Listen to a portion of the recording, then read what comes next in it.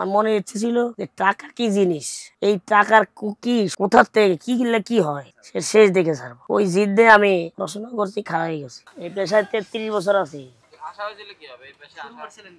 আমি পড়াশোনা করতাম আর কি। আমার ছোট খালার সাথে জ্ঞান করে চলে এসেছিলাম। ওই ছোট খালার কাছে 3 টাকা চাইছিলাম, উনি আমার একটা কথা বলছিল, আমি ওই জিদ করে চলে যাইনি। টাকার লেগে এত বড় কথাটা বললো, এই জিদ দিয়ে যাইনি। তারপরে ঢাকা শহর আইছি, আমি গাড়িতে উঠে চলে এসেছি। আমার স্কুল ড্রেস ছিল, সাদা জুতা সবকিছু, স্কুল পুরো মানে ড্রেস ছিল আর কি। অত বংশধরী ছেলে, স্কুল ড্রেস ছিল, গাড়িতে উঠে চলে এসেছিলাম। গাবতলিতে আসছি, পরিশ্রম করছি, পরিশ্রমের ফল।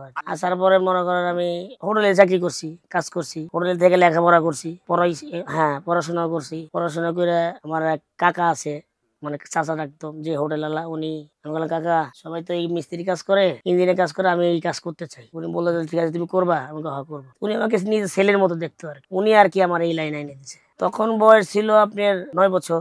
এরপর থেকে শুরু হলো আর কি। কষ্ট করছি, মিতালি পরিবারে কাজ করছি। নোয়াখালী ছিলাম, সোনাপুর, মাঝদি সোনাপুর, ওখানে ছিলাম 4 বছর। এরপর হচ্ছে আপনার সোহাগ পরিবারে কাজ করছি 12 বছর। পলাশ সাপ আমরা কাকা করে ডাকি, আমরা কাকা করে রাখি। অনেকে আছে। 7 বছর পরে ওই খালার হাতে আমি টাকা পয়সা দিছি। খালার লেগে দামি 3 পিস লয়ে গেছিলাম। তো উনি আমাকে বললো যে আমি তোরে আবেগ শয়তানি করে কইছি কিংবা একটা রাগ দিয়ে কথা বলছি, তুই যেরকম করবি আমরা তো কই কল্পনা করতে পারি। বাড়িতে অনেক পাগলের মতো হয়ে গেছে, বিভিন্ন কবিরাজ অনেক কিছু দেখাইছে, খুঁজে পাই না আর কি। আমিও জিদ দিয়ে যাইনি, শরীরে পক্স উঠছিল।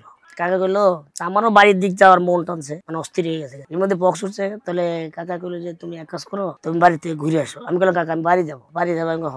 তো উনি আমাকে গাড়িতে উঠিয়ে দিছিল, সাথে টাকা পয়সা দিয়ে দিছিল। ওই টাকা পয়সা আর ওই খালার কথা বলছিলাম, খালাকে আমি সেই ছোট বাইলে একটা বল টল লয়ে গেছিলাম। আমি যে সময় বাস স্ট্যান্ডে নামি, সকালে তো অনেক রাত্রে ওই সময় 3:30 4টা বাজে, গাড়িতে নামিনি।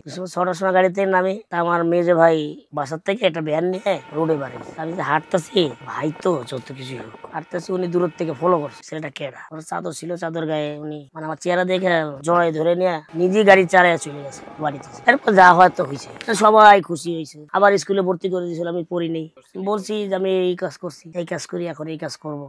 6 উঠার পড়িনি, কারণ এই লাইনে যে কাজটা, এই কাজটা হচ্ছে খুব কষ্টের কাজ, রাত আর দিন নাই। কষ্ট লাগলেও করার কিছু ছিল না। আমি আনন্দ করে কাজ করতাম, কোনো কাজে আমি অবহেলা করতাম না।